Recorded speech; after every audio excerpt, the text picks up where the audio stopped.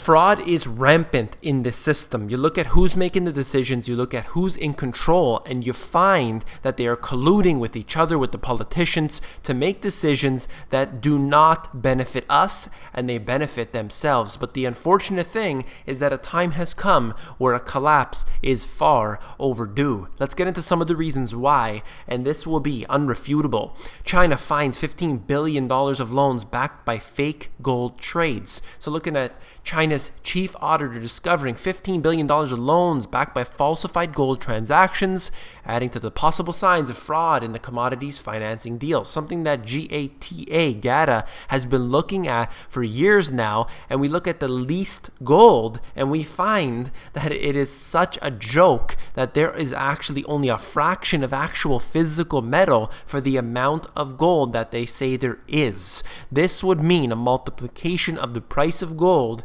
should they ever actually find the truth. Now, whether that'll happen or not, let's just go on. Of much of the $160 billion in transactions projected by Goldman, of course that's Goldman Sachs, one of the biggest criminals, $80 billion may involve gold. So here we have up to $80 billion worth of falsified gold transactions that is going on in the system. This is in one special case. Who knows how much there is around there? Is there any gold in Fort Knox? Who knows? Perhaps, but we don't know. We'll never know. And the truth of the matter is that this gold has been leased out. The gold isn't there. It's not in the vaults. Let's go on. This is right here out of Jim Rickards, for those who have read it, an incredible book, Currency Wars. First of all, he talks about the 0 hour. The price of the physical gold starts to run away from the paper price. I've talked about this in all of my interviews practically, saying that the price that we have of this physical metal does not correspond to the price you see on the tickers. And that's because that's the paper price. This is a totally fraudulent number that they just make up. Who knows how much is actually out there? But the real metal's value is considerably higher, and that's something that we may or may not ever get to. However, they're calling that the 0 hour. So that is something to look forward to in the future. But what remains is that the price that we see isn't real. And basically what he goes on to say is that they lease all their gold out, and essentially they're doing this with a scheme that they can borrow money practically at free rates, and they can sell things that are higher than these numbers of, let's say, 5%, and they can make a considerable profit and not have to do absolutely anything. Let's go on. This right here is all of the debt in the US, and here you have $60 trillion.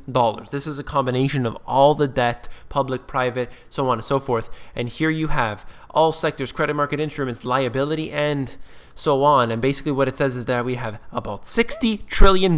This is impossible to pay back. There is no footing on this ground whatsoever. It is ready for a collapse. $60 trillion absolutely positively cannot pay back. If you can outgrow $60 trillion, even in the USA, this is not going to happen. I don't care what anybody says. I consistently have arguments with finance, people in the finance industry, telling me that don't worry, we'll outgrow the problem. The fact remains is that you cannot outgrow the $60 trillion of debt. It can't happen. Let's go on. This is basically another form of debt, $223 trillion, the total indebtedness of the world, including all parts of the public and private sectors, amounting to over 300% of the GDP. Here is showing you that it's just not just the US that's indebted, it is all countries around the world, because they've committed to this scheme of central banking, which devalues the currency all the way to the bottom. Here you have well over $200 trillion, hundreds of percent greater than the GDP. So even when you use those manipulated GDP numbers, you're still unable to gather this $223 trillion of debt. They have gone far beyond. There has to be something huge that's going to take place in the future. What will happen here, I'm not 100% sure. However, you can be rest assured that your currency will be destroyed.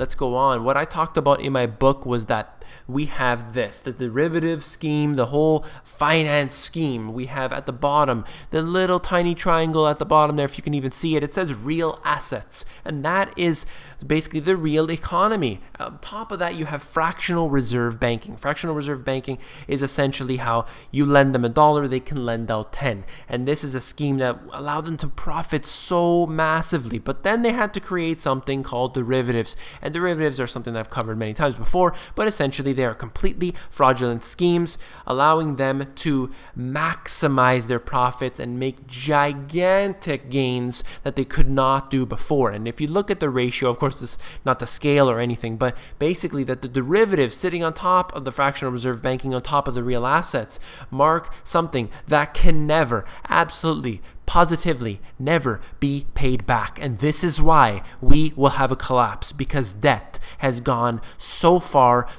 beyond reason that we are unable to dig ourselves out of this hole. I hope that you enjoyed this video. If you do, please give me a thumbs up. I'll continue to make more like it. And of course, do not forget to be an insider. The insider is where all the best intel is, and it is totally free. It's at themoneygps.com. At the bottom, you fill in your email address and you get occasional emails from me.